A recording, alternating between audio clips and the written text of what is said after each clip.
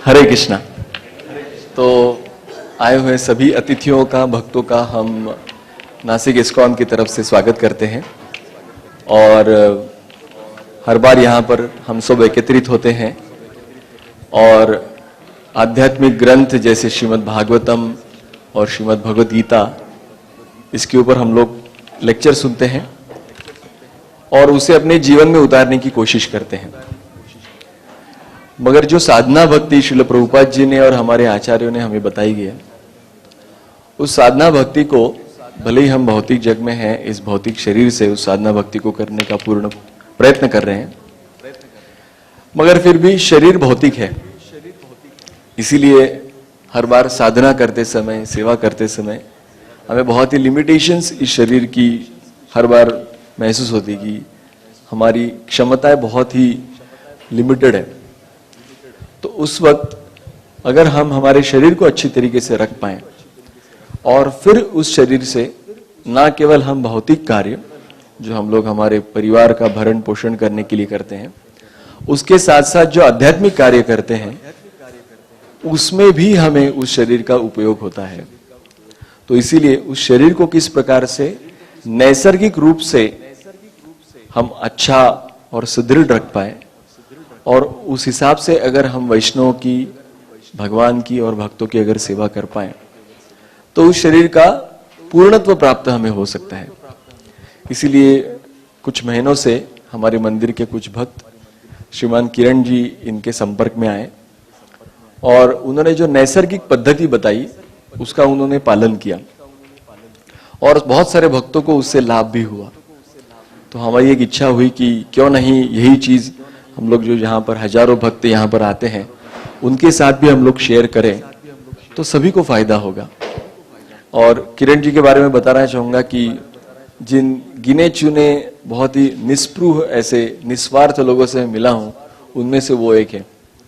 और हालांकि बहुत कम समय में उन्होंने भी ये पद्धति कुछ 1-1.5 साल पहले ही सीखी और वो उसका पालन कर रहे हैं, मगर बहुत ही कम समय में उन्हें भी यश मिला। और जब वो लोगों को बताने लगे तब लोगों को भी इसका फर्क पड़ा। और वो इतना ये था कि आपको कुछ भी लाने की जरूरत नहीं। उनका बोलने का बहुत ही एक मुझे ढंग अच्छा लगता है कि आपके किचन में ही आपकी सब औषधि है। सिर्फ उस किचन को हम लोग किस प्रकार से यूज करके हम वो ग्रहण करते हैं उसके ऊपर डिपेंड करता है कि हम लोग कितना स्वस्थ और निरोगी जीवन जिएंगे। तो इसी इंट्रोडक्शन के साथ मैं किरण जी को यहाँ पर आमंत्रित करूंगा और उनकी जो पद्धति है, उन्होंने कहाँ से सीखी है, कैसे इसका पालन किया जाए, इसके रूप में विस्तृत वो हमें जानकारी देंगे। और उसके बाद जिन लोगों को अच्छा फर्क पड़ा है वो यहाँ पर आकर अपने अनुभव भी बताएंगे। साथ ही साथ भक्तों को और आए हुए अतिथियों को कुछ प्रश्न होंगे।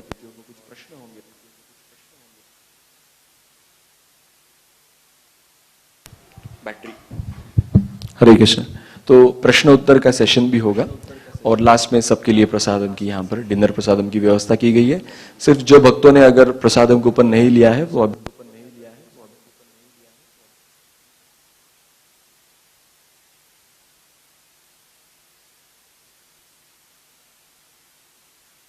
हरे कृष्ण।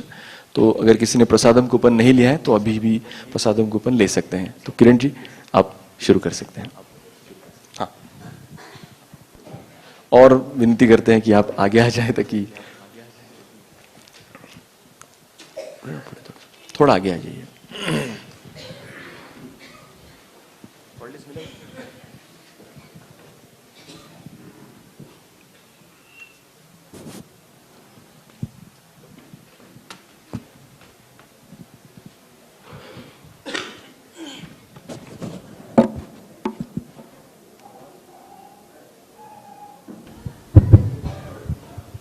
धन्यवाद।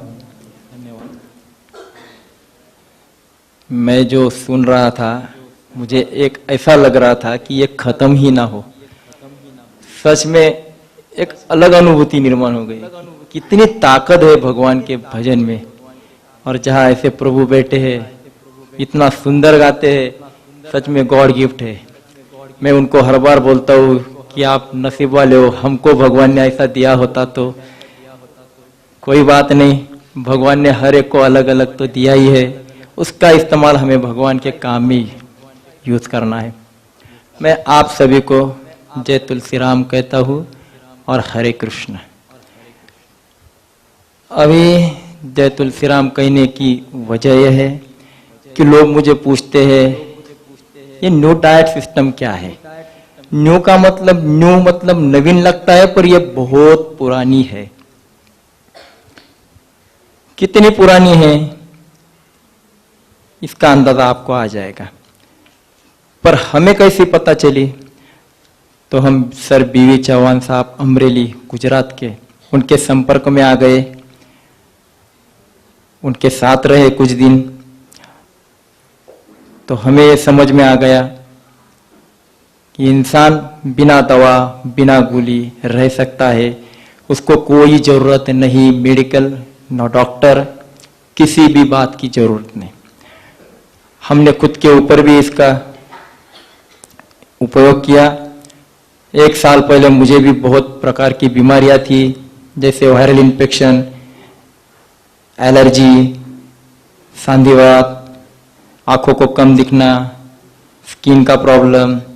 हमारे घर में 2-3 हजार का दवाई थी, मेडिकल था थोड़ा शॉर्ट में, ये सब पूरा बंद हो गया।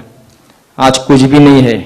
मुझे बार बार पानी आना नाक से, ये बहुत कुछ था। अभी मैं बताने जाऊंगा तो आधा घंटा उधर चला जाएगा, हमें इतना वक्त नहीं है। पर ये आपको समझा दूं, मेरी 1 साल से घर में एक भी गोली नहीं है। तो ये सब समझ में आ गया कि अगर हम कर सकते हैं, हमें इसका फायदा हो सकता है, तो सबको क्यों नहीं। तो चौहान साहब कहते हैं कि मुझे ये मेरठ से मिला है। मेरठ संस्था है, वहां जो हृदय नारायण योगी है, वो कहते हैं कि मुझे श्री रामचरितमानस, इसमें से इसकी अनुभूति मिली है।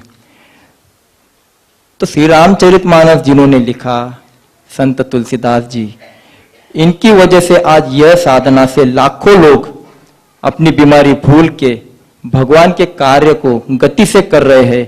तो जिनकी वजह से है, उनका नाम लेना ये मानवता है, ये कृतज्ञता है। इसलिए हम आपसे जय तुलसी राम कहते हैं।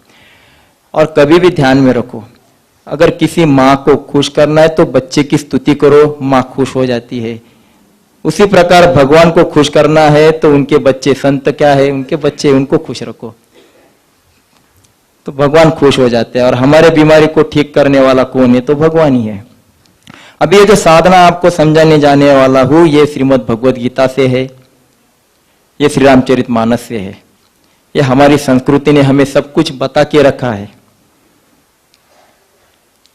अगर आप आज की परिस्थिति में देखोगे तो मानव विज्ञान की सहारे से मंगल तक पहुंचा है, पर क्या उसे सुखों की प्राप्ति हुई? आप खुद से सवाल करो, क्या सच में हम सुखी है? हमें तकलीफ, हमें बीमारी क्या गई सब? आद्य शंकराचार्य जी कहते हैं, स्वरूपम शरीरम नवीनम कलत्रम धनम मेरु तुल्यम वचश्चारु चित्रम हरे रंग घ्री पद में मनश्चाय लग्नम ततक्किम ततक्किम ततक्किम ततक्किम। सुंदर शरीर है, अनुरूप पत्नी है, मेरु पर्वत, इतना धन हमारे पास है। बोलो क्या कमी है हमारे पास?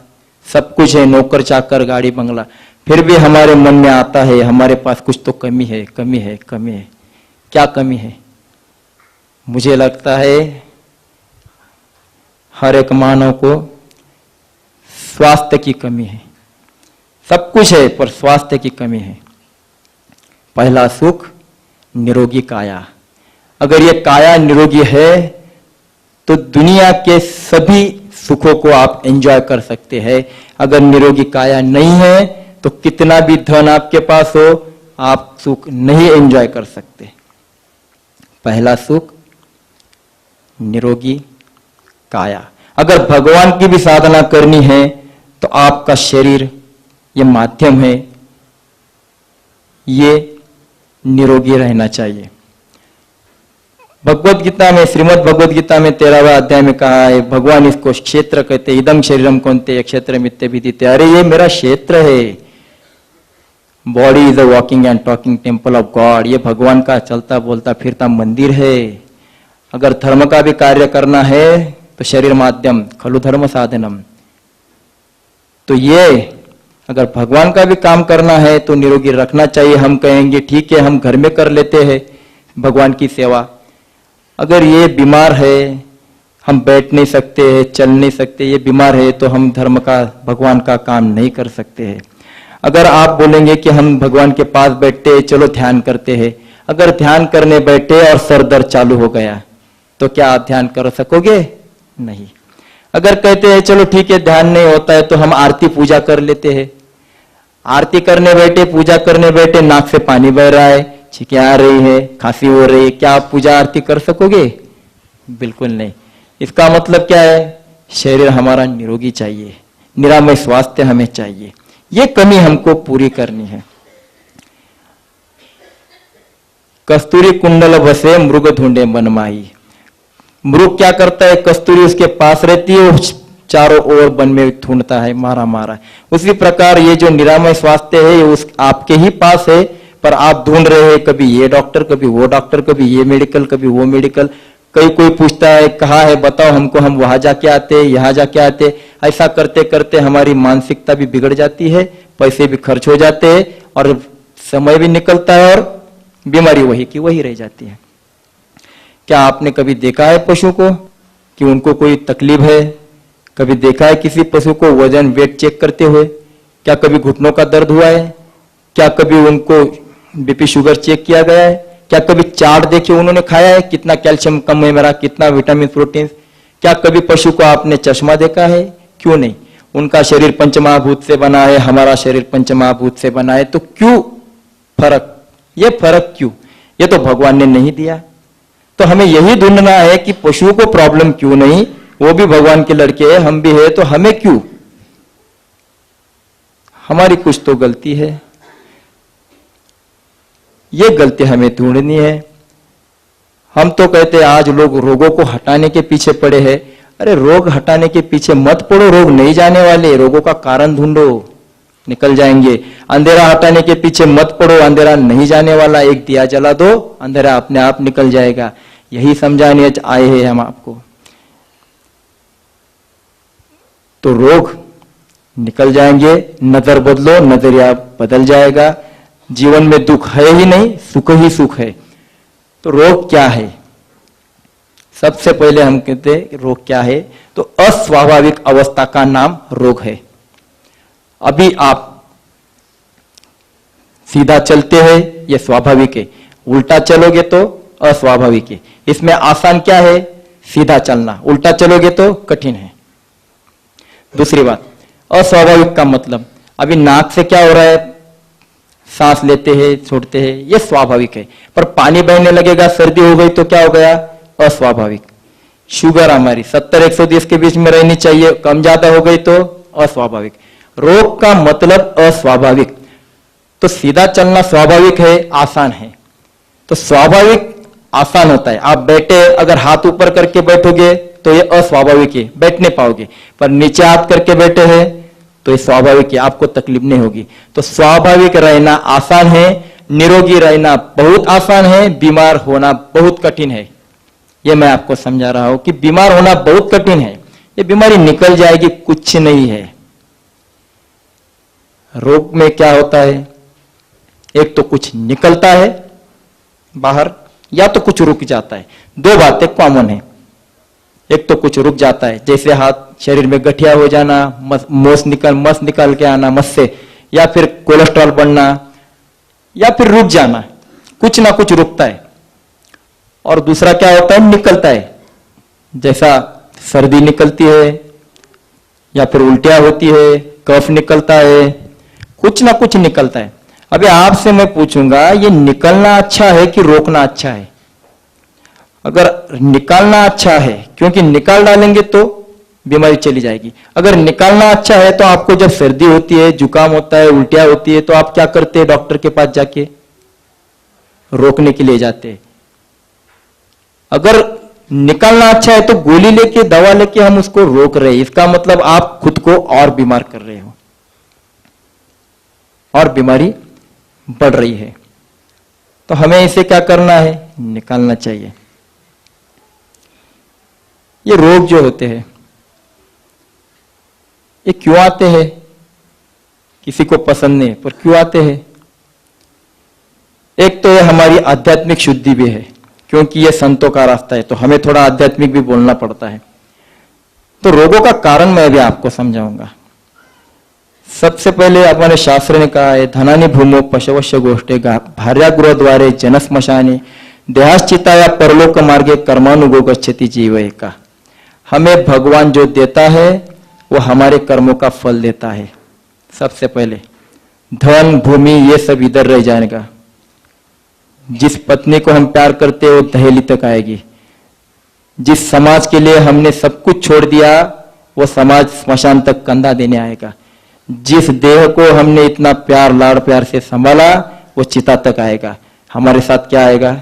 हमारे साथ हमारे कर्म आते हैं। इंसान कभी खाली हाथ नहीं जाता, खाली हाथ नहीं आता।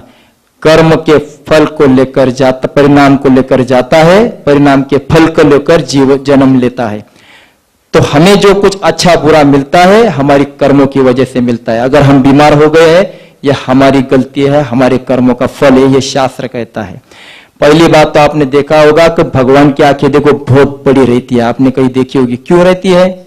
इसका कारण ये है कि अगर आपने कहीं ऐसा अच्छा काम किया जो किसी ने नहीं देखा, किसी ने आपको शाबाशी भी नहीं दी, समझो यहाँ आपने कहीं कचरा था उठा के डाल दिया, या रास्ते में पत्थर था उठा के कहीं रख दिया, किसी को तकलीफ ना हो, या आपने क्या किया? अच्छा कर्म किया। ये किसी ने देखा नहीं देखा, पर किसने देखा?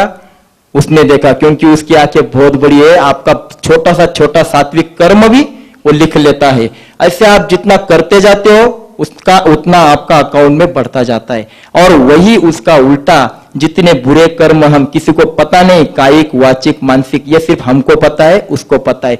जो हम करते हैं वो देख लेता है, वो अकाउंट में जमा करता है, उसका फल हमें मिलता है। भगवान यही कहता है, तुम जैसा कर्म करते जाओ, कर्मण्येवाधिकारस्ते, वैसा फल आपको मिलेगा। मेरे हाथ में सिर्फ फल है। तो अगर हमको हमारे रोगों को हटाना है तो पहले आज से शुरुआत करो कि हमारे कर्म ज्यादा से ज्यादा अच्छे चाहिए, दिखावे के लिए नहीं। दूसरी बात, भगवत गीता, श्रीमद् भगवत गीता में भगवान ने बताया है रोग क्यों आते हैं। युक्ताहार विहारस्य युक्त चेष्टसु कर्मसु युक्ता स्वप्नावबोधस्य योगो भवति दुःखः। जीवन में से संयम चला गया, खाने में से, वाणी में से संयम चला गया, रोग आ गए। कितना खाना, कब खाना, पता नहीं। तीसरी बात, भगवान आगे कहते हैं 17वें अध्याय में, कटवम ललवाला तुष्ण तीक्ष्ण रुक्ष विदायिना आहार रागस्य श्रेष्ठा दुख शोकामय प्रदा। कड़वा, खट्टा, मीठा, भुंजा हुआ मतलब गर्म किया हुआ, बासी खाना, ये सब जो है हमारे शरीर में रोगों का कारण बनते हैं। भगवान ने हमें सब कुछ बता के रखा है। श्रीमद् भगवद गीता जो ग्रंथ है, इसलिए हम श्री कृष्ण भगवान को कृष्णम वंदे जगत गुरुम कहते हैं। उन्होंने हमारे लिए सब मार्ग बता के रखा है, पर हम सिर्फ पूजा का ग्रंथ नहीं है, वो हमारा जीवन ग्रंथ है। तो और आगे जाके हम अगर बात करेंगे रोग क्यों आते हैं, तो आयुर्वेद ने कहा है वात पित्त कफ, इनका त्रिदोष, ये त्रिदोष हो गए, आपको बीमारी आ गई। तो ये त्रिदोष, ये संतुलन क्यों बिगड़ गया, कभी सोचा हमने? उसके आगे एलोपैथी कहती है रोग क्यों आ गए, कीटाणुओं ने आपके अंदर प्रवेश किया। अरे पर कीटाणु अंदर गए कैसे? जहां कूड़ा होता है वही कीड़े होते, तो अंदर गए कैसे? अंदर कुछ कूड़ा होगा तभी तो अंदर गए। नेचुरोपैथी कहती है कि शरीर में मल संचय हो गया है, उसके कारण आप बीमार हो गए।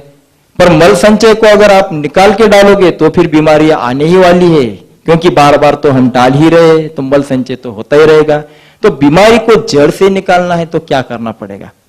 अभी ये जो बीमारी हमें होती है, ये जो रोग आते हैं, ये किसकी वजह से आते हैं?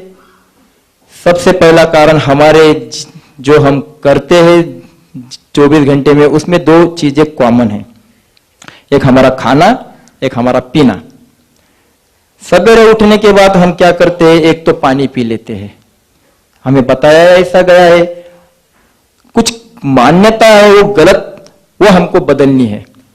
तो जो पानी पीते हैं, चाय पीते हैं, या दूध पीते हैं, या नाश्ता करते हैं, ये एक रोगों का कारण है। दूसरी बात, दिन भर जो हमने खाना खाया है वो एक रोगों का कारण है। तो हमें अपना खाना पीना बंद करना नहीं है, पर मैं सिर्फ कारण बता रहा हूं। तो इस कारण से हमें बीमारी होती है। आपने देखा है पशु को कभी बीमार पड़ते हुए, वो प्राकृतिक भोजन लेते हैं और हम अप्राकृतिक भोजन लेते हैं। जब हम चाय पीते हैं या पानी पीते हैं, तो जब सवेरे उठ के अगर पानी भी पिएंगे तो भी आपको एसिडिटी होने वाली है।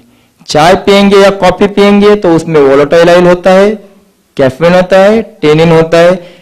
जो इंसान रोज चाय पीने वाले हैं, उनको आप अगर देखोगे तो उनकी स्मरण शक्ति कम होती जाती है, वो चिड़चिड़े बनते हैं, उनको पेशाब की तकलीफ हो जाती है, सांधे दुखी उनकी बढ़ती जाती है।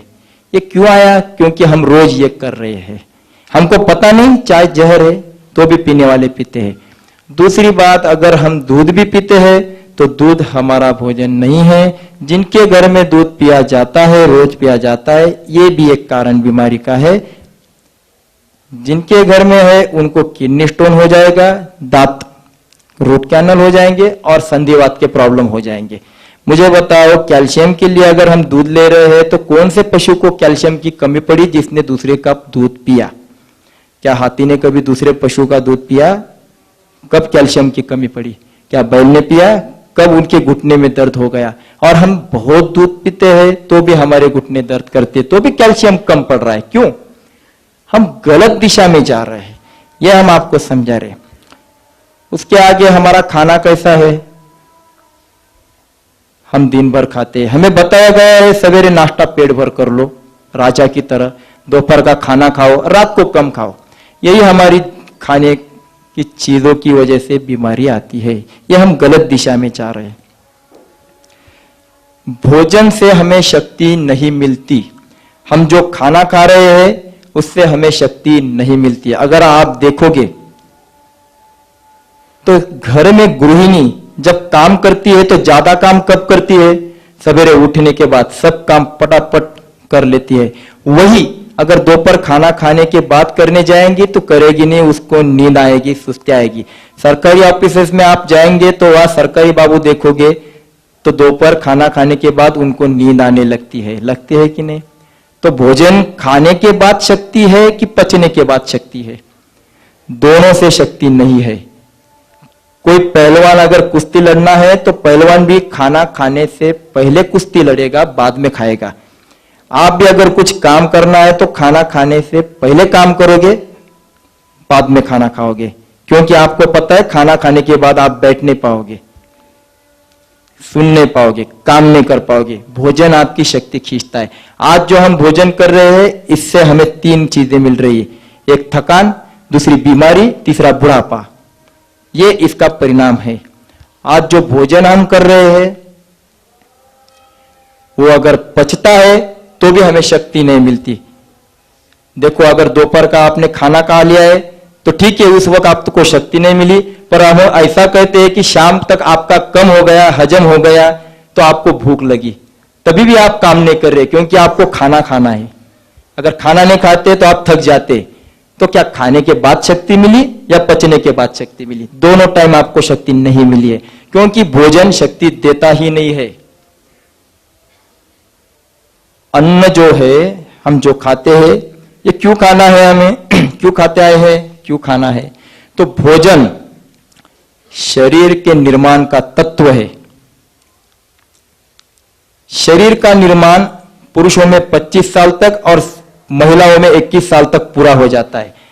तो 25 साल की आयु के अंदर के लोगों को, बच्चों को 2 बार खाना अलाउड है, क्योंकि उसका शरीर का निर्माण हो रहा है। उसके आगे अगर आप खाएंगे 2 बार तो समझ लो आप अपनी आयु को खा रहे हैं, आप अपने बीमारियों को बुला रहे हो। इसलिए एक वक्त का खाना, पर वो भी रात में खाना, पेट भर खाओ, सो जाओ, दिन भर नहीं। दिन भर प्राकृतिक भोजन चाहे जितना खाओ। तो भोजन निर्माण का तत्व है। अभी देखो, अगर एक आधी बिल्डिंग अगर हम बांधते हैं, अगर वो बिल्डिंग बांध चुकी है तो उसका निर्माण का तत्व जो मटेरियल है, उस मटेरियल से बिल्डिंग पूरी हो गई। उसके बाद क्या वो मटेरियल उसके ऊपर डालोगे? क्या हो जाएगा? खराब हो जाएगी। ये कुर्सी पूरी हो गई, इसका निर्माण का तत्व ये प्लास्टिक है, ये प्लास्टिक से ये पूरी हो गई है, होने के बाद इसके ऊपर क्या प्लास्टिक डालोगे तो बैठ नहीं पाओगे। उसी प्रकार हमारे शरीर के निर्माण का तत्व भोजन है, अन्न है, ये 25 साल तक पूरा हो जाता है, उसके बाद जरूरी नहीं है, उसके बाद आप सिर्फ रात के वक्त खाना है। तो जो 2 बार खाएगा उसकी आयु कम होती जाएगी।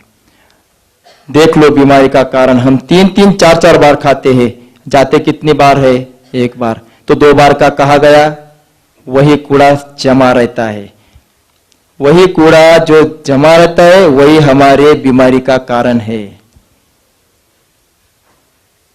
और वो निकल नहीं रहा, इसकी वजह से पेट की बीमारियां, उसके आगे अलग अलग बीमारियां, ये सब बीमारियां आती रहती है। तो यह अभी जो खाना खाया है वो हजम नहीं हो रहा है, तो वो कहा जाएगा, तो यह हमारे मलाशय में जाता है। मैं आपको एक मलाशय का पिक्चर दिखाता हूं, उसके सहारे आपको समझ में आएगा कि मैं क्या समझा रहा हूं। आप थोड़ी हेल्प करेंगे?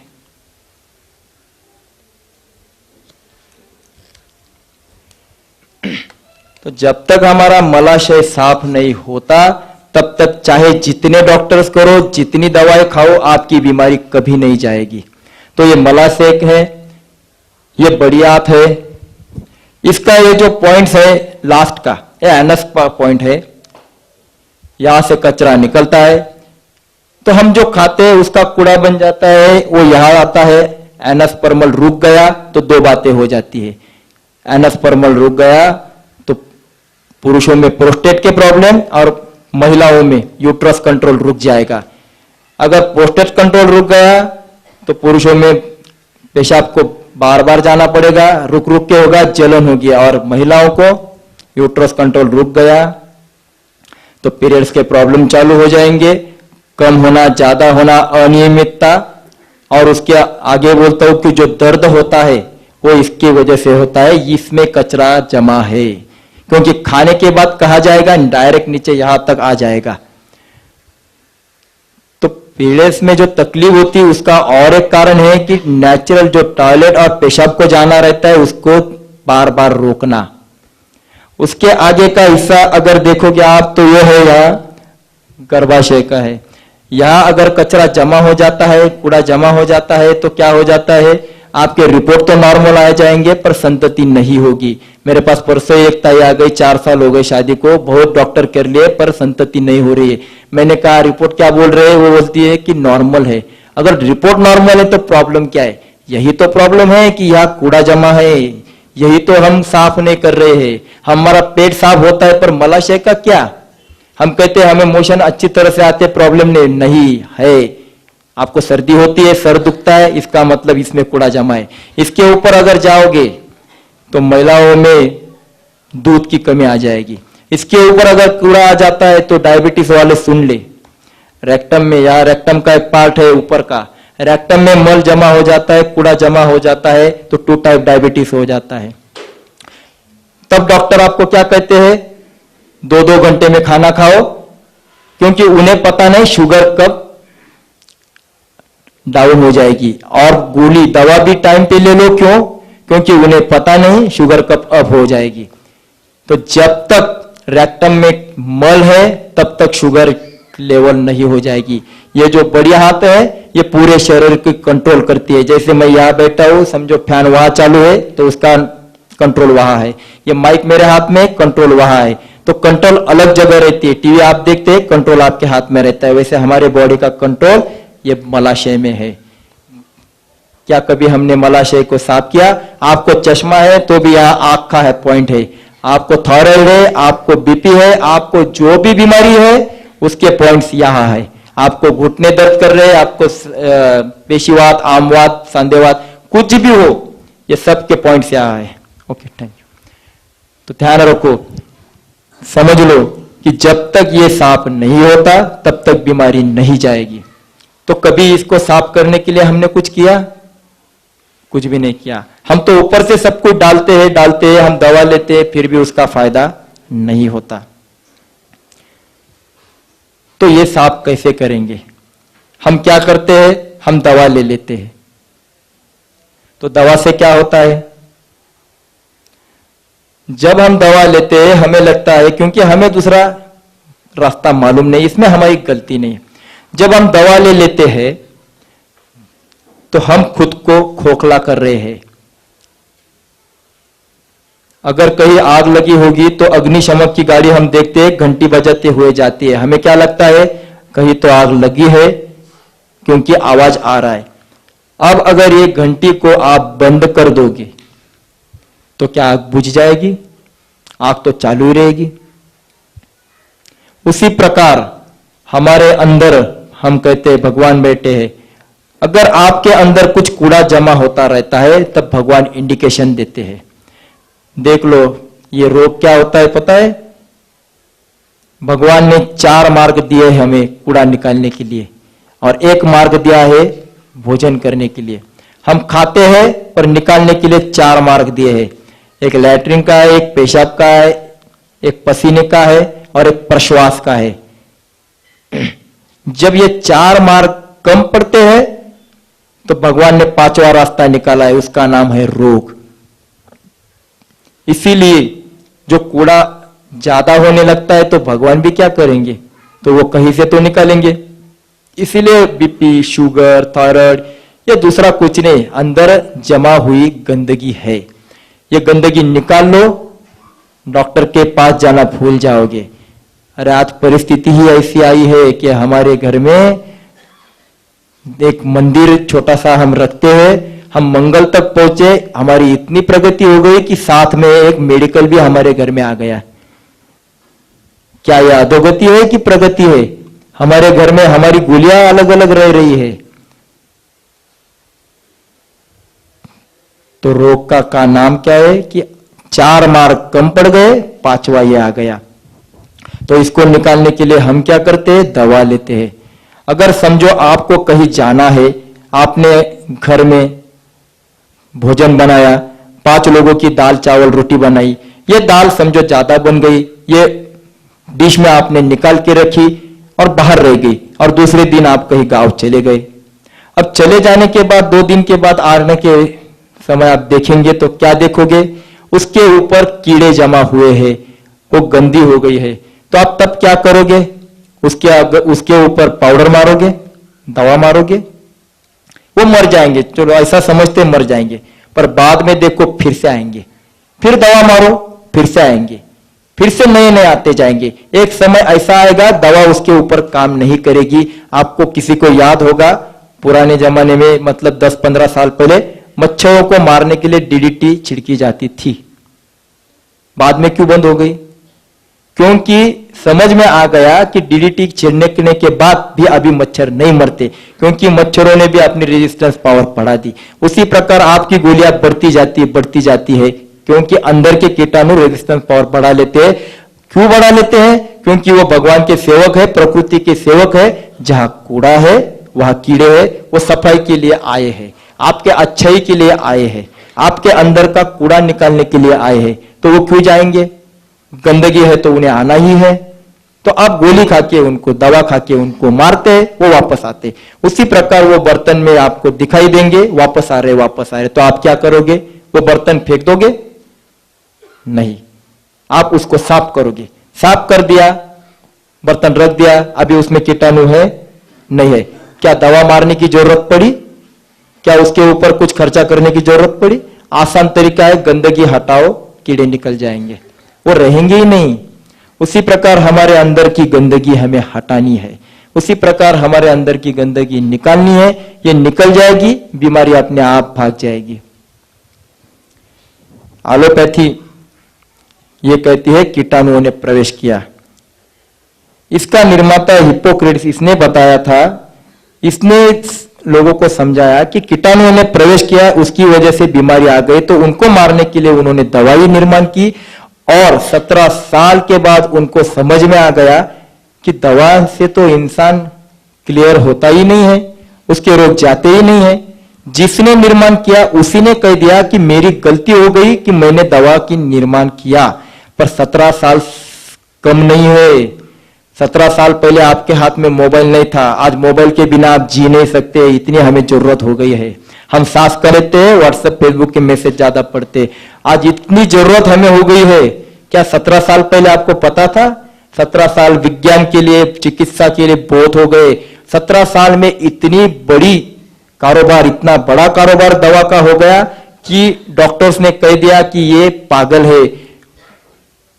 जिसने इसका निर्माण किया उसी को पागल घोषित कर दिया, क्योंकि उसने देखा कि दवा डालने के बाद आदमी निरोगी नहीं हो रहा, अंदर के कीटाणु बढ़ते जाते, दवा बढ़ती जाती है, अंदर के कीटाणु और बढ़ते, आदमी खत्म हो जाता है, दवा खत्म नहीं होती। इसीलिए तो डॉक्टर्स कहते हैं शुगर की गोली चालू रखो, बीपी चालू रखो, थायराइड से गोली चालू रखो। और कितने साल, कितने दिन, कोई गारंटी नहीं देता। 22-25 गोलियां लोग खा रहे हैं, दवा खा रहे, भोजन कम कर रहे, गोली ज्यादा खा रहे हैं। क्या है? दवा से बीमारी नहीं जाएगी। होम्योपैथी के निर्माता हनीमैन, उसने भी कहा है कि अगर ये गोली खानी है तो 6 महीने इसका असर रहेगा, 6 महीने तक दूसरी गोली नहीं खाना। और जब खाओगे तब सुगंधी या दुर्गंधी कोई भी द्रव्य आपके पास नहीं आना चाहिए, ना तेल लगाना, ना साबुन लगाना, ना कुछ खाना जैसे तेल, हींग, मिर्च वगैरह, कुछ नहीं। क्या वैसा कोई कर रहा है? कितनी गोलियां खा रहे? जिसने बता के गया है वो हम करते नहीं। असर कैसे होगा? तो दवा से असर होता ही नहीं है। दवा इंसान को, बीमारी को दूर नहीं करती है, चाहे कितनी भी गोलियां खाओ। तो इसके आगे का क्या? दवा से क्लियर नहीं होते तो हमें तो हमारी बीमारी दूर करनी है, तो सबसे आसान तरीका है अंदर का कूड़ा हटाओ। कैसे हटेगा ये? तो इसके लिए बहुत आसान है, कुछ भी करना नहीं है। 15-20 दिन के लिए आप अपने शरीर की सर्विसिंग करा लो। जैसे हमारी गाड़ी की हम सर्विसिंग करते हैं ना, 6 महीने, 8 महीने, 10 महीने, क्योंकि हमारी गाड़ी है। तो थोड़ा सा हम जो कहेंगे वो आपको करना है। अपने शरीर की सर्विसिंग करा लो, बात खत्म, बीमारी खत्म। तो सवेरे उठने के बाद हमें 6 घंटे का उपवास करना है। ध्यान में रखो, आज तक हमने ऐसा सुना नहीं, क्योंकि कहने वाले लोगों ने हमें क्या कहा है? सवेरे नाश्ता कर लो, खा लो, काम करना है आपको। पर अभी हम जो कह रहे हैं, आपको रिजल्ट चाहिए, क्योंकि उस रास्ते से चलने वाले कितने लोगों को रिजल्ट मिल रहा है, ये आप देख लो। हम किसी की निंदा नहीं करने वाले, ना किसी को कम कहने वाले। हम सिर्फ आपको रास्ता बता रहे हैं कि अगर ये रास्ते से चलोगे तो बीमारी आपकी निकल जाएगी। हम सिर्फ आपको रास्ता बता रहे हैं, ना किसी को कम या ना किसी को ज्यादा, ऐसा हमें किसी को कुछ कहना नहीं है। जिसे जिस रास्ते से चलना है वो जाए, पर अगर हमारे रास्ते पे चलना है तो हम कहते हैं आपको 6 घंटे का उपवास करना है। ये 6 घंटे का उपवास का मतलब निर्जला उपवास। तो निर्जला का मतलब पानी की एक बूंद भी 6 घंटे से 8 घंटे तक आपके मुंह में नहीं जानी चाहिए। अगर ऐसा करते हो तो क्या होगा? शास्त्र कहता है, आयुर्वेद कहता है, आहारम पचती शीखी दोषान आहार वर्जित। अन्न हजम करने का, पचाने का काम जठराग्नि करता है, पर अगर आप उसे खाने नहीं दोगे तो वो आपके दोषों को खा जाएगा। अभी बताओ, हम अच्छा खाते, अच्छा पीते, डॉक्टर कहते वैसा ही दवा लेते, तो 25-25 साल हम क्यों हमारे रोग नहीं जा रहे? सब कुछ वैसा ही कर रहे। अब दशा नहीं बदल रही है तो दिशा बदलो, परिस्थिति नहीं बदली तो रास्ता बदलो। अभी आज तक खाते आए, अभी बंद करो, करके तो देखो 15 दिन। हम ज्यादा नहीं कह रहे, 15 दिन में नहीं फायदा हुआ तो छोड़ दो, पर करके देखो। क्योंकि होता क्या है, हम सुनते हैं तो हम कहते हैं कि सुनते हैं ना, तो आप इन्वॉल्व मत हो जाइए। अगर इन्वॉल्व हो जाओगे ना ये सिस्टम में, तो आपको कुछ फायदा नहीं होगा। आप इसमें डिजॉल्व हो जाओ, तभी आपको फायदा होगा। जैसे एक बोतल में अगर पानी है, उसमें पत्थर रखा है, तो वो इन्वॉल्व है, वो डिजॉल्व नहीं होता। पर उसी जगह हम नमक डाल देते हैं तो नमक डिजॉल्व हो जाता है। अगर आप भक्ति में भी डिजॉल्व हो जाएंगे तो प्रभु भी मिल जाएंगे। इन्वॉल्व होना अलग है। अभी ये सिस्टम आप कर रहे हो तो 15 दिन पूरा डिजॉल्व हो जाओ, पूरी श्रद्धा विश्वास के साथ करो। हम कहते हैं गणपति की पूजा करते हैं, उनके दांत एक आधा एक पूरा। इसका कारण ये है कि आधा दांत का मतलब बुद्धि कम ज्यादा होगी तो चलेगा, पर श्रद्धा पूरी रखो, ये पूरा दांत कहता है। तो ये श्रद्धा भक्ति से करो। 6 घंटे का निर्जल उपवास करो, आपको पता चल जाएगा कि आपके जो टॉक्सिन्स है वो निकलना चालू हो जाएगा, आपके दोष है वो निकलना चालू हो जाएगा। आयुर्वेद में कहा है लंघनम परम औषधम, सभी बीमारियों की दवा, सभी बीमारी की दवा लंघन है। लंघन यानी उपवास, इसीलिए हर धर्म में उपवास का महत्व बताया गया है। पर ये उपवास जब हम एकादशी करते हैं, क्या करते हैं? एकादशी दुप्पट काशी, हम ज्यादा खाते हैं। दूसरी बात हम क्या करते हैं? भगवान संस्कृति ने बताया है फलाहार करो, हम करते हैं फराळ। कहा क्या, किया क्या, तो बीमारी तो आनी ही है। फराळ अलग बात है, हम वहां क्या क्या नहीं करते भगवान को पता है। ना ये साबुदाना हमारे संस्कृति ने कहा है, ना ये भगर, ये हमें पता नहीं। संस्कृति ने कहा है फलाहार करो, मतलब फल खाओ, फल खाओ, फल के जूस पियो, दूसरा कुछ मत करो। अगर ये करते हो तो उपवास है। उप यानी नजदीक, वास यानी रहना। हमें उस दिन भगवान के विचारों में रहना है, ठीक है। पर हमें अभी क्या करना है? रोज 6 से 8 घंटे का निर्जल उपवास करना है। तो इसके बाद 6 घंटे के बाद अगर आपको भूख प्यास लगती है तो इसका भी आगे का बताते हैं। दिन भर पानी पी सकते हैं, मना नहीं, पर 6 घंटे में पानी भी नहीं। उसके बाद आप पहला हरी पत्ती का जूस पियो। अभी हरी पत्तियों में पालक ज्यादा लो, क्योंकि पालक में दूध से 4 गुना कैल्शियम है। सबसे ज्यादा आयरन पालक में है। हरी पत्तियों में वायु तत्व होता है। देखो, हम भोजन करते हैं तो पहला नमस्कार करते हैं। भोजन को क्यों करते हैं? एक तो भगवान की कृतज्ञता है कि तू हमारा भोजन पचाता है, ये कृतज्ञता है, ये मानवता, ये पशु को नहीं है। उसके सामने चारा फेंक दिया, वो खाते हैं, हमारे सामने भोजन आ गया, हम खाते हैं। कम से कम हमें बुद्धि ज्यादा दी, नमस्कार करके खाएंगे। हमारे शरीर में 5 प्रकार के वायु तत्व है, प्राण, अपान, उदान, व्यान, समान। ये जितने पावरफुल हो जाएंगे उतना आपका मल बाहर निकलता जाएगा। तो उसके लिए हमें वायु तत्व की जरूरी है। ये कहां से आएगा? ये हरी पत्तियों में से मिलता है। क्या आज तक हमने हरी पत्तियां मतलब सब्जी नेचुरल जैसी आई वैसी खाई, कच्ची खाई? कभी नहीं। हमने तो पका कर खाई। हम खाते किस लिए है? पेट के लिए, टेस्ट के लिए, शरीर के लिए कुछ नहीं खाते। इसीलिए हमको चश्मा लगता है। क्यों लगता है? क्योंकि आंखें मांग रही है और आप दे नहीं रहे हैं, आप पेट को दे रहे हैं। क्यों हमारी शुगर लेवल बढ़ती है? ये सब का कारण ही ये है कि हमें अब शरीर को देना है, पेट को नहीं। ये 15 दिन में आपके समझ में आ जाएगा। पेट खाली होता जाएगा, शरीर भरता जाएगा। आज तक होता क्या आ रहा है? पेट भरता जा रहा है, शरीर खाली होता जा रहा है। तो पहला जूस हमें पीना है हरी पत्तियों का। आपको देखो, आपके घर में अगर कोई चूहा वगैरह मर गया होगा तो क्या होता है? आपको बदबू उसकी आती है। ये बदबू आपके नाक तक किसने लाई?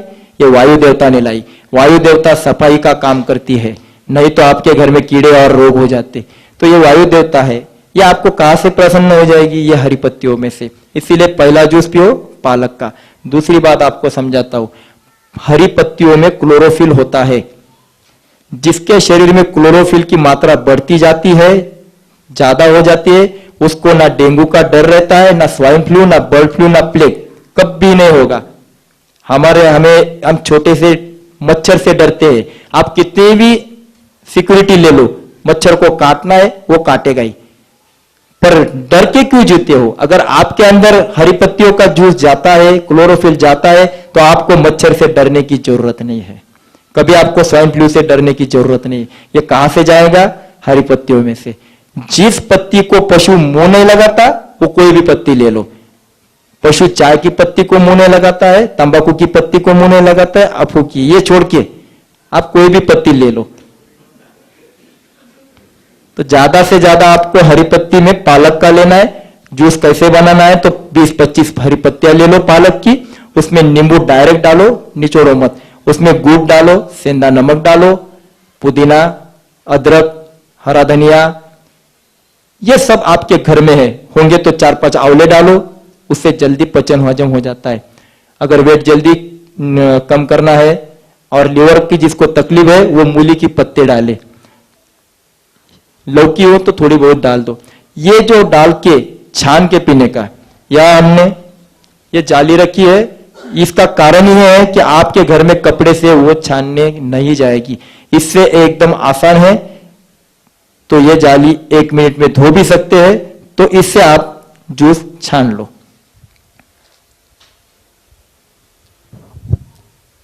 ये हमने आपको पेपर दिया है, उसमें जूस कैसा बनाना इसकी रेसिपी भी दे दी है, आप पढ़ सकते हैं बाद में। और इसमें आपका दिनचर्या कैसी करनी वो भी लिखा है। तो क्लोरोफिल जब अंदर जाएगा तो आपके अंदर रोग प्रतिकार क्षमता बढ़ेगी, और वायु तत्व है अंदर जाता है, आपका पेट 2-3 घंटे में खाली होता जाएगा, आपको समझ में आ जाएगा कि पेट खाली हो रहा है। अगर उसके बाद भूख लगती है तो दूसरा जूस आपको पीना है। कौन सा? फलों का जूस आपको पीना है। तो फल में आप रीजनेबल, सीजनेबल, ओरिजिनल कुछ भी ले लो, कोई प्रॉब्लम नहीं। अभी मौसम भी है, रीजनेबल है, सीजनेबल है, बहुत जूस पियो, सर्दी कभी नहीं होगी। आप पेरू का जूस पी लो, आपको गैस और वात के प्रॉब्लम चले जाएंगे। आपको पता है, एक बात मैं बताता हूं कि आपको दर्द हो रहा है, घुटने दर्द कर रहे, कमर दर्द कर रहा है, स्पॉन्डिलोसिस है, ये किसकी वजह से होता है? 80% बीमारियां गैस और एसिड्स की वजह से होती है। यूरिक एसिड का बैलेंस बिगड़ गया, गैस बढ़ गया आपको। अभी देखो, अगर किसी को किडनी स्टोन है तो क्या 12 महीने उसको किडनी स्टोन का दर्द होता है? कभी कभी इतना होता है कि वो सह नहीं पाता, पेन किलर खानी पड़ती है। तो अभी मुझे बताओ, जब उसको भयानक दर्द हुआ तो किडनी स्टोन बढ़ गया, और जब नहीं होता है तब किडनी स्टोन छोटा हो गया? ऐसा होता है? नहीं होता है। कभी कभी दांत में दर्द होता है तो क्या दांत में कुछ बढ़ गया है? और नहीं होता है तब क्या नहीं है? ये सब जो दर्द होता है, कभी कभी घुटना दर्द करता है तो इतना करता है कि पेन किलर खानी पड़ती है, और कभी कभी नॉर्मल। तो कभी कभी क्यों? रोज क्यों नहीं दुखता? या तो दुखना ही नहीं चाहिए, ऐसा क्यों? तो जब शरीर में गैस बढ़ती जाती है तब आपका दर्द बढ़ता जाता है। कभी कभी आपके हाथ में कटा होगा, आपको पता भी नहीं चलेगा, बाजू वाले बोलते भाई साहब ये खून कहां से निकल रहा है, तब आप देखते तो दर्द क्यों नहीं हुआ? खून आया, दर्द क्यों नहीं हुआ? शरीर में गैस की मात्रा नहीं होगी तो दर्द नहीं होता, और थोड़ा भी कट गया तो दर्द होगा, गैस की मात्रा होगी तो। इसीलिए गैस को निकालना है। गैस कहां से होता है? जहां गोबर है वहां गैस है। गोबर कहां से आया? हमने जो खाया वो सड़ गया, उसकी वजह से गोबर अंदर रह गया। तो यही हम कह रहे हैं कि आप समझ लो हमें क्या करना है। मैं जब बोल रहा हूं तो आपका कोई भी खाना बंद नहीं करने वाला, आपको सब एंजॉय करना है, पर डर कर नहीं। हम कहते हैं आपकी गाड़ी आप 150 से भगाओ पर ब्रेक पावर सिस्टम परफेक्ट कर लो, ये हम आपको बता रहे। नहीं तो डॉक्टर लोग आपको 40 से भी भगाने नहीं देंगे, ये मत खाओ, वो मत खाओ, वो मत खाओ। दुनिया के 2 तो सुख है, एक खाने का, एक सोने का। अगर खाने में से तेल निकाल लो, शक्कर निकाल लो, ये निकाल लो तो क्या रह गया? और सोने में से गद्दी निकाल ली, ये दुख रहा है, तो तकिया निकाल ली, तो क्या मजा रह गया? तो भैया आपको सभी प्रकार के एंजॉय करने हैं, भगवान को साथ लेकर, ये भूलना नहीं। तो सब आपके फायदे हो जाएंगे, सिर्फ ध्यान से सुनो। तो दूसरा जूस आपको जो बनाना है, पेरू का बनाओ, फल कोई भी लो, तो गैस और वात उससे निकल जाएंगे। अगर आप पाइनएप्पल का बनाते हैं तो पित्त का प्रॉब्लम चला जाएगा। भगवान ने सभी दवा दे रखी है। 15वें अध्याय में भगवान खुद कहते हैं, हम तो कहते हैं बहुत लोगों को कि आप भगवान को मानते हैं पर भगवान का नहीं मानते, इसलिए तो दर्द है। जिसने भगवत गीता पढ़ी, जिसने भगवत गीता समझी, उसके अधिभौतिक, अधिदैविक, आध्यात्मिक तीनों रोग निकल गए, जन्म जन्म का कल्याण है। इसलिए कृष्णम वंदे जगत गुरु में ऐसे नहीं है। उन्होंने तभी कह के रखा है, गामा विश्व च भूतानि धारयाम्य हम ओजसा पुष्णामि च औषधि सर्वा सोमो भूत्वा रसात्मका। चंद्र प्रकाश के द्वारा मैंने सभी वनस्पतियों में औषधि भर के रखी है। हम कभी लेते हैं? हम जाते हैं डॉक्टर के पास, अभी मानव ने निर्माण की हुई औषधि बड़ी की भगवान ने की हुई? किसने? मानव तो गाड़ी बनाता है, 6 महीने बाद मॉडल बदल देता है, कभी इसकी क्या उधर, उसका ये उधर। 6 महीने के बाद जिसने गाड़ी ली उसको लगता है अरे अभी ली होती तो अच्छा हो जाता। ऐसे तो हमारे मॉडल बदलते, पर भगवान का मॉडल हजारों साल, नाक इधर ही है, आंखें इधर ही है, कभी इधर नहीं कभी उधर नहीं, उसके इसमें फर्क नहीं। तो भगवान पे भरोसा रखो, भगवान ने हमारे लिए सब कुछ देखे रखा है। तो औषधि किसे कहते हैं? जो वनस्पति फल देने के बाद मर जाती है उसे औषधि कहते हैं। तो ये आलू क्या है, ये मूली क्या है, ये चुकंदर बीट क्या है, ये सब औषधि हमारे घर में है। मैं तो कहता हूं कि किचन में से रोग निकले हैं तो किचन में उसकी दवा है। मृग ढूंढे बनमाई, हमारा ये हो रहा है, हम चारों ओर भटक रहे। आप 15 दिन बाद सुनो करो, आपके किचन में से पता चल जाएगा, अरे दवा तो इधर ही थी, भगवान ने तो मेरे लिए दे के रखी थी और हम तो ढूंढ रहे थे इधर उधर। तो जूस पीना तो फलों का पियो।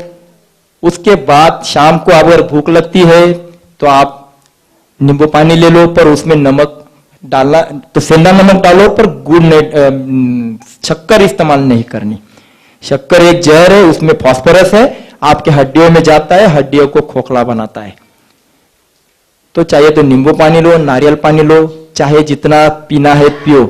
आपकी टंकी जितनी लीटर की है उतना आप पियो। लोगों को लगता है डाइट करना है मतलब मुंह उतर जाएगा, चेहरा उतर जाएगा, हम पतले हो जाएंगे, हम ये हो जाएंगे। अरे कुछ नहीं, ये जब करोगे भगवान ने दिया हुआ आपके अंदर का तेज बढ़ जाएगा, आपकी शक्ति बढ़ जाएगी, आप 4 गुना काम करोगे। ये आप लिख लेना। आपको दोपहर को नींद नहीं आएगी, रात में ऐसी नींद आ जाएगी कि वो जो तृप्तता कहते हैं वो आपके समझ में आ जाएगी। सवेरे 4-5 बजे आपकी नींद पूरी हो जाएगी। ये ऋषियों का रास्ता है। 3 प्रकार के रास्ते से आज लोग चल रहे हैं। एक रोगियों का रास्ता, दोनों टाइम खाओ, उसका बदले में रोग को पाओ। दूसरा रास्ता है त्यागियों का, दोनों टाइम नेचुरल खाओ तो रोग कभी आपके पास नहीं आएंगे। ये ऋषि मुनियों का रास्ता है। वो नेचुरल खाते थे, वो कभी रोगी। ये जो संत तुलसीदास जी थे वो 149 ईयर के थे, कभी उनके आंखों को भी चश्मा नहीं था, कभी बीमार भी नहीं पड़े। 75 ईयर्स के थे तब उन्होंने श्री रामचरितमानस लिखी है, या 40 के नहीं होते तो पढ़ना भी नहीं आता। ये क्या, कैसे, क्यों? क्योंकि आंखें मांग रही, वो दे नहीं रहे हैं। हम सिर्फ पेट का चिंता कर रहे हैं, पर शरीर की चिंता कहां कर रहे हैं? शरीर को तो जो भोगियों की पद्धत है वो हमारी है। मतलब दिन भर नेचुरल आहार, रात के टाइम जो पसंद है। दिन भर प्रकृति दे वैसा, रात में बीबी दे वैसा। तो यह ऐसा आपको खाना है। तो आगे बताऊंगा। तो हमारी पद्धत है भोगियों की, तो आपको जो खाना है वो खाना ही है। तो रात के समय आप क्या करना है? पहला जूस हो गया हरी पत्तियों का, दूसरा हो गया फलों का, तीसरा अभी रात को आपको कंदमूल का करना है। श्री रामचरित मानस में भी बताया गया है, करही आहार शाक फल कंदा। शाक यानी सब्जियां, हरी पत्तियां, फल यानी फल, कंदा यानी कंदमूल। ये सब प्रभु रामचंद्र ने 14 साल वन में रह के खाए, इसलिए ना उनको कोई बीमारी हुई, ना उनको कोई तकलीफ हुई। आपने कभी देखा सीता माता को सर दबाते हुए, पैर दबाते हुए? बहुत तकलीफ है, बुखार है, कभी नहीं। क्यों? जहां जहां गए, जिस ऋषि मुनियों के पास गए, फल कंदमूल खाए, और लोगों ने भी उनको जो भेंट दी है सब फल और कंदमूल ही दिए है। अगर रामचरितमानस पढ़ोगे तो उसमें सब कुछ लिखा है। यही रास्ता हमारा है, यही रास्ते से हम चल रहे हैं। तो रात के समय कंदमूल का जूस लो, उसमें एक गाजर लो, एक काकड़ी लो, एक आलू लो, एक बीट लो, ये 4 एक करो। उसके अंदर पानी, गुड़, सेंधा नमक डालो, हो गया आपका जूस तैयार। कितना मिनट लगा? 1 मिनट में आपका जूस तैयार हो जाता है। पियो, कितना पीते हो पियो, खाली पेट रहना नहीं है, क्योंकि जूस हजम होने में 2 घंटे काफी हो जाते हैं। 2 घंटे में आपका जूस हजम हो जाएगा, भूख लगेगी और जूस पियो, पीते रहो पीते रहो। आपको 7, 8, 10 दिन के बाद पता चल जाएगा कि आपकी एनर्जी बढ़ रही है, आपको भूख ही नहीं लग रही, आपकी भूख कम होती जाएगी, आपकी बीमारियां निकलती जाती चालू हो जाएगा। यह आपको धीरे धीरे 15 दिन में समझ में आ जाएगा। तो गाजर से आपकी आंखों का चश्मा निकल जाएगा। अभी एक ताई जी है, उन्होंने मुझे फोन किया, मेरा चश्मा निकल गया, कोलेस्ट्रॉल नॉर्मल पे आ गया। उनके मिस्टर और वो दोनों ने ये सुना था, पत्नी ने किया, पति ने नहीं किया, कोलेस्ट्रॉल सेम था। उनका कोलेस्ट्रॉल गोली दवा लेके कम नहीं हुआ, बढ़ गया। इन्होंने गोली बंद कर दी, ये सिस्टम चालू की, उनका कोलेस्ट्रॉल नॉर्मल पे आ गया। मेरे पास उनका रिपोर्ट है। शुगर भी नॉर्मल पे आ गई। ऐसे लोगों के रिपोर्ट्स मेरे पास है। वेट जो है कम से कम 15 दिन में 5 से 10 केजी कम हो जाते हैं। विवेक प्रभु जी इसके अनुभवी है। ये सब कम हो जाता है। आप वेट के लिए इतनी तकलीफ ले रहे हैं। मैं देखता हूं सवेरे उठने के बाद लोग ऐसा मुंह लेके चलते हैं जैसा कोई धक्का दे रहा है, चलो भाई वेट कम करना है। अरे सृष्टि के ऊपर के प्यार के लिए चलो। कौन चलता है? तकलीफ है इसलिए चलते। वेट तो कम होता नहीं है, ये पैर दुखने लगते हैं। तो वेट के लिए चलना है ही नहीं, ये तो आपके मूवमेंट के लिए, आपको अच्छा लगे इसके लिए। पर यहां आपको कुछ नहीं करना है, अपने आप वेट निकल जाएगा। क्योंकि आप क्या कर रहे हो, दिन में उपवास कर रहे हो, रात को रसाहार कर रहे हो, दिन भर रसाहार कर रहे हो, तो आपके अंदर कूड़ा जा ही नहीं रहा है, तो वेट कैसे बढ़ेगा, वो तो कम होता जाएगा। तो दिन भर आपको रसाहार करना है।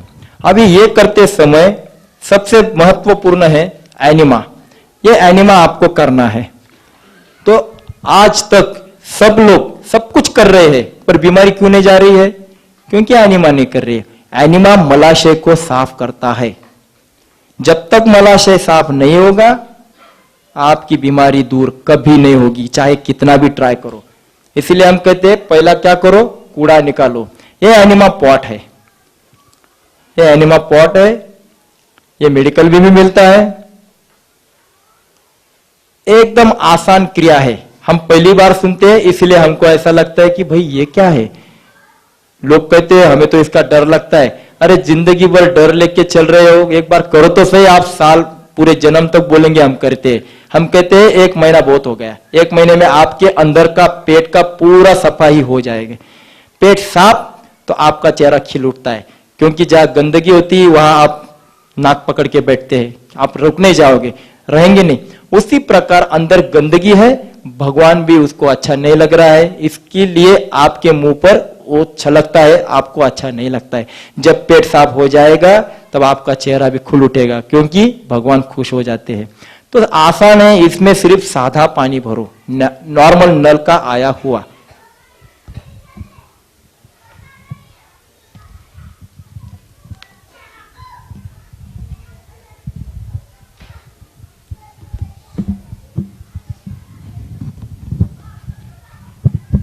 ये पॉट और ये नली एक फैमिली में कितने भी मेंबर हो उनके लिए काफी है, उनको दूसरा पॉट लेने की जरूरत नहीं। और ये जो नली है वो पर्सनल है। जैसे हमारे टूथब्रश हम किसी को नहीं देते, उसी प्रकार ये नली हमारे दूसरे को नहीं देनी, ये आपकी पर्सनल। अभी इसको एक आगे कॉक दिया है, नल दिया है, इसको आपको ये छोटी नली लगानी है।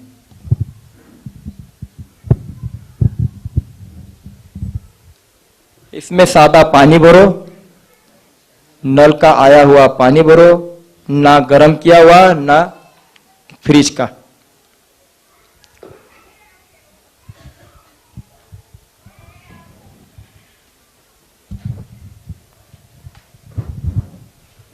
या कमोड़ो कोई बात नहीं। ये जो नली है ये सिर्फ 2.5 से 3 इंच आपके गुदा द्वार में आगे से डालो। एनिमा के लिए दूसरे की जरूरत नहीं पड़ती है, जहां पड़ती है वहां बहुत सारा पैसा लेते हैं, यहाँ किसी की जरूरत नहीं। मेरा बच्चा 10 साल का है, उसको भी अगर कुछ तकलीफ होती है, सर्दी कफ बुखार, तो उसको मैं एनिमा कहता हूँ। बाद में उसके टॉक्सिन निकल जाते हैं, ना दवा ना गोली। तो एकदम आसान है। 2.5 से 3 इंच नली अपने गुदा द्वार में आगे से डाल दो। ये यहाँ जो दिया है क्वाक, ये जो नल दिया है वो चालू करो। 1 मिनट में आधा डब्बा पानी आपके अंदर जाएगा, धीरे धीरे जाएगा। 1 मिनट बहुत नहीं है, 1 मिनट में जाएगा। जैसे जैसे अंदर जाएगा आपको लगेगा कि अभी बस। ये कॉक बंद कर दो, नली बाहर निकाल दो।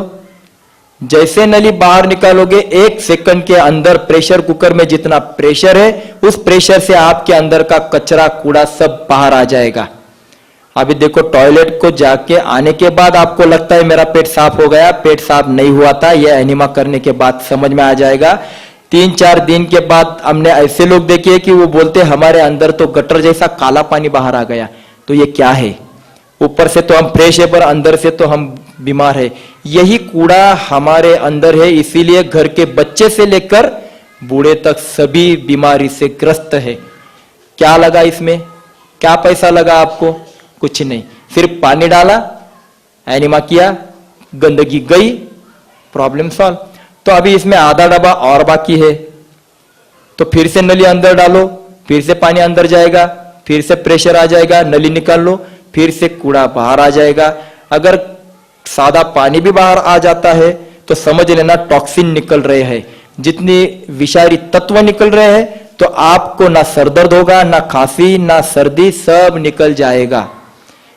सब प्रॉब्लम इसकी वजह से गैस निकल जाएगा, एसिड निकल जाएगा, दर्द कम हो जाएगा। प्रयोग करके देखो, जिनको दर्द हो रहा है वो ये 5-7 दिन करके देखो, दर्द अपने आप कम होता जाएगा। तो एनिमा सवेरे उठने के बाद एक बार करो। ध्यान में रहे कि ड्यूटी पे जाने से कम 1 घंटा पहले करो, कम से कम 1 घंटा पहले करो। तो टॉयलेट में जाने के बाद तुरंत ही करना है। दूसरी बार अगर आप घर में हो, वेट जल्दी कम करना है या फिर बीमारी ज्यादा है, तो दोपहर 4 से 5 बजे के बीच में एक बार फिर से करो। और तीसरी बात, रात को जो हम जूस पीने वाले हैं कंदमूल का, उससे आधा घंटा पहले करो। ये 3 बार आपको एनिमा करना है और धीरे धीरे 2 बार पे आना है। तो कम से कम पहले 5 दिन 3 बार करो, बाद में 2 बार करो।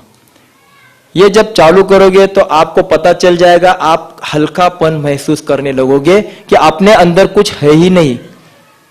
तो देखो, एनिमा से कूड़ा निकल गया, गंदगी निकल गई, उपवास से विषारी तत्व निकल जा रहे हैं और रसाहार नया कूड़ा नहीं दे रहा है, तो वेट कहाँ रहेगा? वेट रहेगा नहीं, बीमारी निकल जाएगी। अभी ये करते समय बहुत लोगों के सवाल आते हैं, तो सवाल के लिए ये शंका समाधान है, इसमें आपके सभी सवालों का जवाब है। तो ये भी हमने रखी है। तो जब सवाल आते हैं कि हम तो ड्यूटी पे जाते हैं, हमें तो ये आसान नहीं लगता, अरे बाप रे खाना नहीं, अरे भाई खाना नहीं का मतलब क्या है? आपको दिमाग में हमारे ऐसा बैठा है कि खाएंगे नहीं तो कुछ हो जाएगा।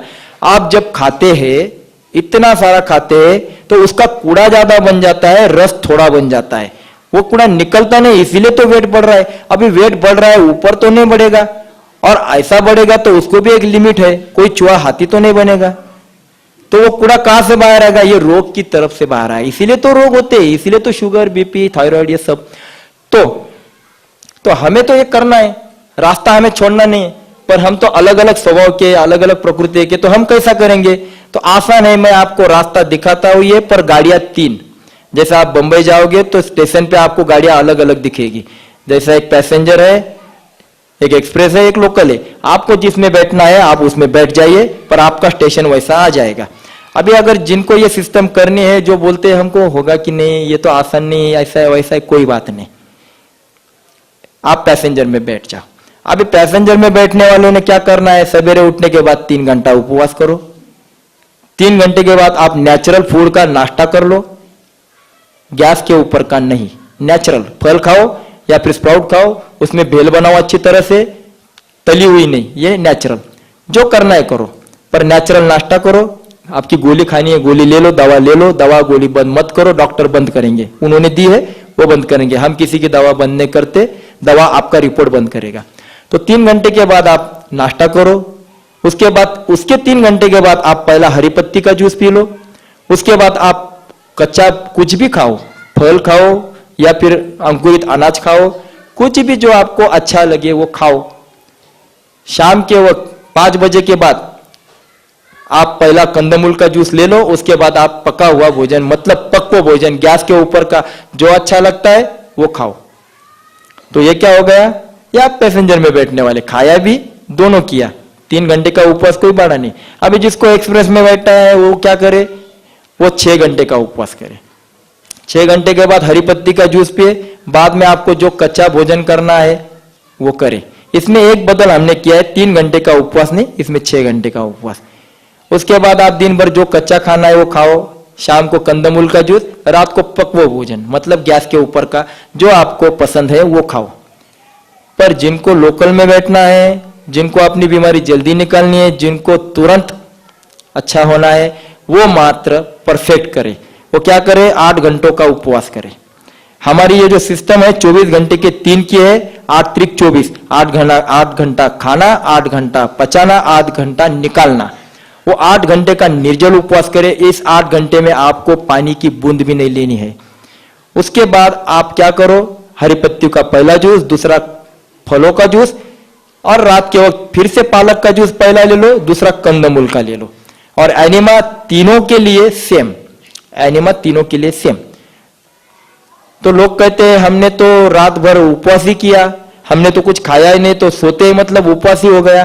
तो भाई ये उपवास नहीं है, ये डाइजेस्टिंग है, ये फास्टिंग नहीं है। फास्टिंग जब सवेरे उठते हैं उसके बाद होता है। तो हमें उपवास सवेरे 8 घंटे का करना है, ये तीसरे के लिए। तो ये सिस्टम आप जब करते हैं तो क्या होता है, शुरू शुरू में सर दुखने लगता है, उल्टियां होने लगती है, या फिर बुखार आता है, या फिर सर्दी, कुछ भी हो जाए। तो इसका मतलब समझ लेना कि आपको फायदा होने वाला है। अमिताभ बच्चन की एडवर्टाइज देखी आपने कि जब बच्चे को टीका लगाते हैं तो टीका लगाने के बाद बुखार आता है, इसका मतलब टीका अपना काम कर रहा है। उसी प्रकार आपको अगर कुछ तकलीफ होती है तो अच्छी बात नहीं, बुरी बात नहीं है, ये गंदगी निकल रही है। तो आप क्या करने का, अगर आप सह नहीं पा रहे हैं 3 दिन 4 दिन, तो आपको सर दुखने वाला है, क्योंकि कूड़ा उतना है, उतना तो दर्द होने वाला है, क्योंकि आपने संभाला है, जाते जाते तो रुला के जाएगा। तो अभी निकल रहा है, तो अभी क्या करना पड़ेगा, तो आसान है। अगर आप सह नहीं पा रहे हैं तो वमन करो, वमन से आमाशय साफ हो जाएगा, एनिमा करो, मलाशय साफ हो जाएगा। ये 2 चीजें जिसकी साफ, उसकी बिल्डिंग कभी नहीं गिरेगी। तो वमन कैसे करने का है, गुनगुना पानी लो, जितना पीना सकते हो पीने के लिए उतना पानी लो, उसमें नमक डालो, सेंधा नमक से नमक डालो। आपके भोजन में अभी से मैं कह रहा हूं कि सेंधा नमक ही आप इस्तेमाल करो। हमारे शरीर में सिर्फ दिन भर में 3 से 5 ग्राम सोडियम की जरूरत होती है। हम क्या करते हैं, आयोडीन की जरूरत होती है, क्या करते हैं, नमक खाते हैं। इतना जाता है हमारे अंदर, इतना जाता है, इसी की वजह से तो आपकी हड्डियां कमजोर हो रही है, अतिरिक्त जाता है। आप देखो, अगर ग्लास में अगर 1 चम्मच नमक डालोगे तो पी सकते हो, 10 चम्मच डाल के देखो क्या हो जाएगा, पी नहीं पाओगे, उल्टी हो जाएगी। उसी प्रकार हम कितना आयोडीन और सोडियम ले रहे, इसीलिए बीमार पड़ रहे। तो उसकी जरूरत नहीं, सेंधा नमक ये प्राकृतिक है, रॉक सॉल्ट इसे बोलते हैं, वो नमक इस्तेमाल चालू करो। दूसरी बात, वमन करने के लिए आप ये नमक डालो, और जैसा टॉयलेट में बैठते हैं वैसा आप बैठो नीचे।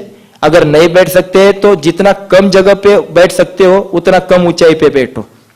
तो सबसे पहले क्या है, तो जैसा टॉयलेट में बैठते हैं वैसा बैठो, और जितना पानी पी सकते हो नमक वाला उतना पियो, जितनी कैपेसिटी है उतना पियो, और थोड़ा सा आगे की ओर झुक जाओ, 3 उंगलियां आपके मुंह के अंदर डालो, और देख लो 2 मिनट के अंदर पेट का सब बाहर आ जाएगा, ऐसे निकल जाएगा, सर दर्द बंद हो जाएगा। सर दर्द होता है तब गोली मत खाओ, क्योंकि आपके सर दर्द रुक गया ऐसा लगेगा, पर वो दर्द अंदर रहता है, आपके हड्डियों को खोखला करता है। तो वमन से आमाशय की सफाई हो गई, एनिमा से मलाशय की सफाई हो गई, तो गंदगी चली गई, बीमारी कहाँ रही, तो बीमारी निकल जाएगी। एकदम आसान। अभी इसमें मैंने आपको कुछ अलग बताया।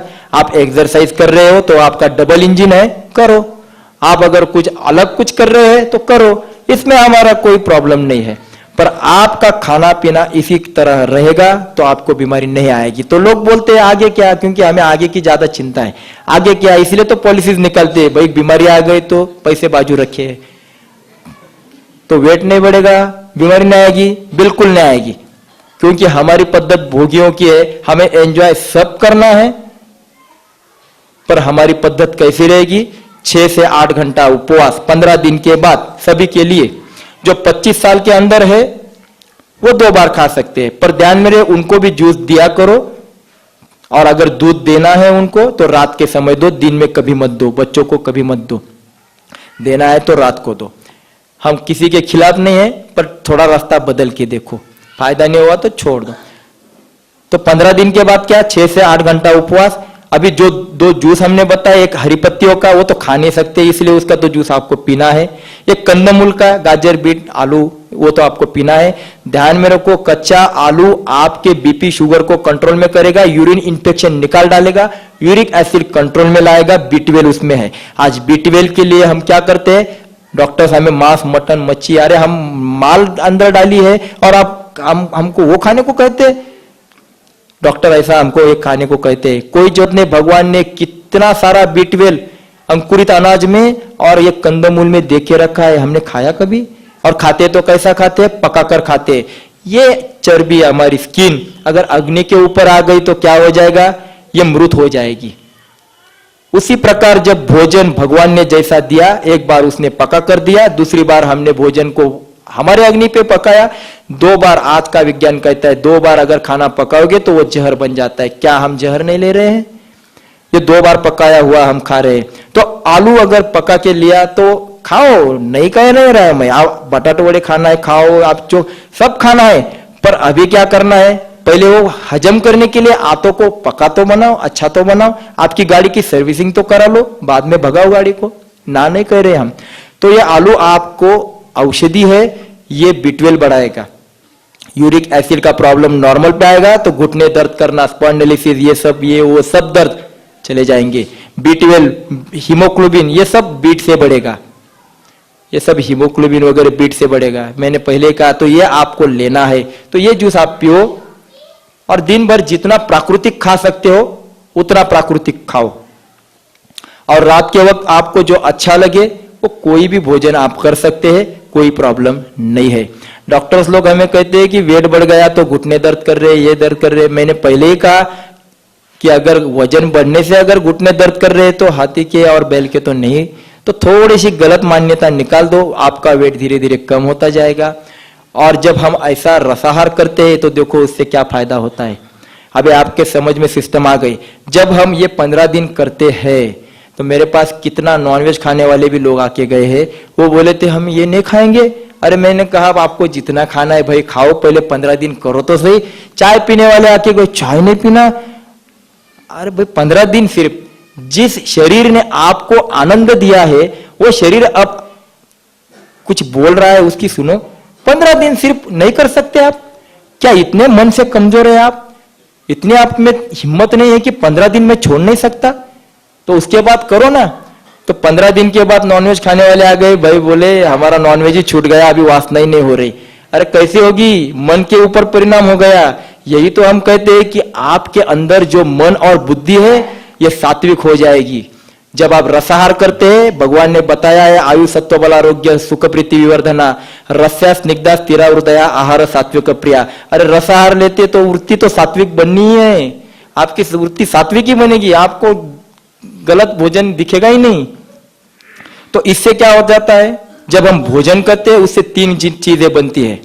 जो अच्छी चीज रहती है उससे आपका मन बनता है, जो मध्यम चीज रहती है उससे मांस बनता है, और जो निकृष्ट चीज रहती है उससे मल बनता है। तो अभी हमने क्या किया, सिर्फ रसाहार लिया है। अभी रसाहार से क्या हो गया, मल की तो कोई बात ही नहीं, क्योंकि मल तो कुछ है ही नहीं, गया ही नहीं। मांस की भी कोई जरूरत नहीं, क्योंकि मांस तो निकल जाने वाला है एक्स्ट्रा का। तो क्या हो गया, आपका मन तैयार हो गया। तो ये रसाहार जो भगवान ने उस समय बताया है, ये रसाहार जब लेते हो तो आपका माइंड इतना फ्रेश हो जाता है, आपका मन इतना पावरफुल जब बन जाता है, तो आपको कभी किसी भी बात का डर नहीं रहता है। जितना मन आपका पावरफुल बनता जाएगा उतना आप भगवान से जुड़ जाओगे, आपका ध्यान चित्त एकाग्रता इसमें आपको फायदा हो जाएगा। जो कर रहे हैं उनका अनुभव आपको समझ में आ जाएगा। तो यही मन जितना डेवलप करोगे, जितना ध्यान करोगे, उतना अगले जन्म में आपको फायदा हो जाएगा। यह भगवान ने भगवद गीता में कहा गया है। इसीलिए साधना करनी है तो हमें भगवान के रास्ते पे चलना है। तो भगवान का रास्ता ये है, ऋषि मुनि का रास्ता ये है, और ये रास्ते पे अगर हमें चलना है तो पूरी श्रद्धा और विश्वास के साथ चलो। और अगर कोई आपके मन में सवाल है तो हम बैठे हैं, जितना जवाब दे सकते हैं देने की कोशिश करेंगे, क्योंकि हम तो साधारण आदमी है ना, हमारे पास कोई डिग्री है ना कोई हम सीखे हुए। जितनी कोशिश है उतनी करेंगे। नहीं आया तो बीवी चौहान साहब हमारे है, उनके पास से हम आपका जवाब दे देंगे लेके। तो जो भी आपके मन में सवाल आएगा, बहुत सारे मुझे पता है दूध के बारे में तो बहुत ही लोगों की आंखों पे ऐसा ये हो गया दूध नहीं पीना। कोई बात नहीं, आपके सबके सवालों के हम जवाब हम दे सकते हैं। तो अभी हम क्या करेंगे, थोड़ा अनुभव कथन भी करेंगे, लोगों के अनुभव भी सुनेंगे, उससे आपको उत्साह भी बढ़ेगा। कुछ रह भी गया होगा मेरा तो आप बाद में मुझे पूछ भी सकते हैं। मेरा नंबर ये पैम्पलेट पे है। आपके जो भी पर्सनल प्रॉब्लम है बीमारी के, उसका हल यही और यही रास्ता है, दूसरा रास्ता ही नहीं है। तो हमें ये सिस्टम हमें करनी है, ये साधना हमें करनी है। तो मैं फिर से आपको सबको जय तुलसीराम कहता हूँ और मेरी वाणी को विराम देता हूँ। हरि बोल।